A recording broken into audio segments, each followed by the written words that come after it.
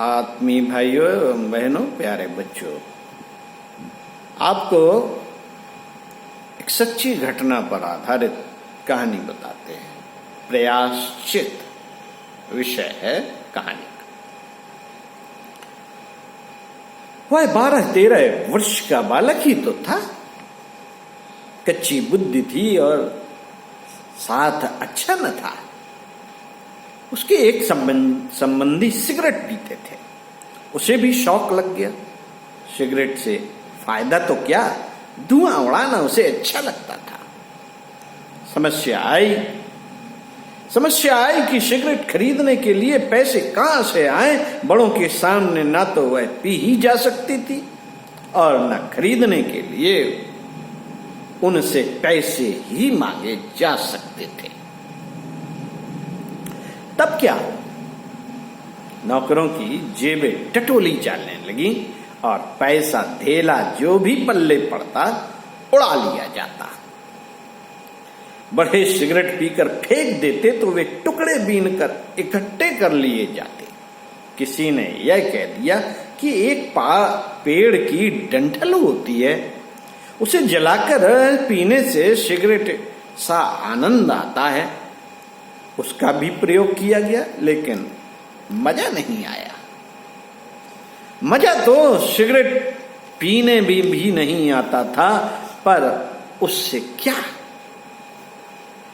यह सिलसिला कुछ दिन तक चला। अचानक एक दिन विचार उठा कि ऐसा काम क्यों करना जो बड़ों से छिपाना पड़े और जिसके लिए चोरी करनी पड़े। बात उठी और वहीं की वहीं दब गई। फिर उभरी पराधीनता दिन पर दिन खलने लगी। यही भी क्या कि बड़ों की आज्ञा के बिना कुछ ना कर सके। ऐसे जीने से क्या लाभ, इससे तो जीवन का अंत कर देना ही अच्छा है। पर करें कैसे, पर करें कैसे। किसी ने कहा था कि धतूरे के बीज खा लेने से मृत्यु हो जाती है। बीज इकट्ठे किए गए, पर खाने की हिम्मत ना पड़ी। प्राण ना निकले तो खा तो लिया, और प्राण ना निकले तो फिर भी साहस करके 2-4 बीज खा लिए। लेकिन उनसे क्या होता था, मौत से वह डर गया और उसने मरने का विचार छोड़ दिया। जान बची। साथ ही एक लाभ यह हुआ कि बीड़ी की जूठन पीने, नौकरों के पैसे चुराने की आदत भी छूट गई। 2 वर्ष बाद बालक के उस संबंधी साथी पर 25 रुपए का कर्ज हो गया। वह कैसे निकले। जब कोई उपाय दिखाई न दिया, तब सोचा कि साथी के हाथ में सोने का जो ठोस कड़ा था, क्यों ना उसमें से थोड़ा सा सोना काट कर बेच दिया जाए और कर्ज चुका दिया जाए। अंत में यही किया गया। कड़ा कटा, सोना बिका और ऋण से मुक्ति हो गई। साथियों, ऋण से तो मुक्ति हो गई, पर यह घटना बालक के लिए असह्य हो गई। उसने आगे कभी चोरी न करने का निश्चय किया। साथ भी यह भी कि अपनी चोरी को अपने पिता के सामने स्वीकार कर लेगा। वह यह डर तो था कि पिताजी उसे पीटेंगे, और यह भी कि वे यह सब सुनकर बहुत दुखी होंगे।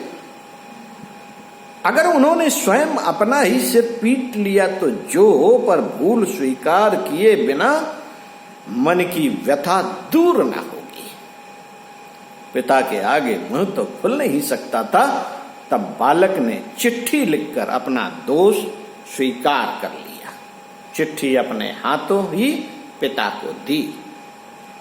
उसमें सारा दोष कबूल किया गया था, साथ ही उसके लिए दंड भी मांगा था।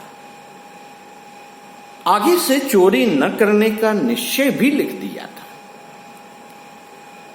साथियों, पिताजी बीमार थे। वे बिस्तर पर लेटे थे। चिट्ठी पकड़ने के लिए उठ बैठे, चिट्ठी पढ़ी। आंखों से आंसू की बूंदें टपकी। थोड़ी देर के लिए उन्होंने आंखें बंद कर ली, चिट्ठी के टुकड़े टुकड़े कर डाले और बिस्तर पर पुनः लेट गए। मुंह से उन्होंने एक शब्द भी नहीं कहा। बालक अवाक रह गया।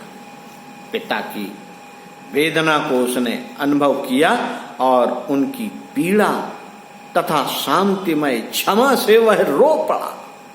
बड़े होने पर उसने लिखा, जो मनुष्य अधिकारी व्यक्ति के सामने स्वेच्छा पूर्वक अपने दोष शुद्ध हृदय से कह देता है और फिर कभी न करने की प्रतिज्ञा करता है, वह मानो शुद्धतम प्रयाश्चित करता है।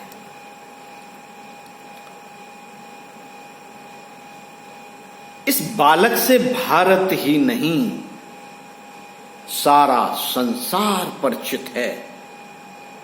वह था मोहनदास करमचंद गांधी, जिन्हें आज हम महात्मा गांधी के नाम से जानते हैं। ओम शांति।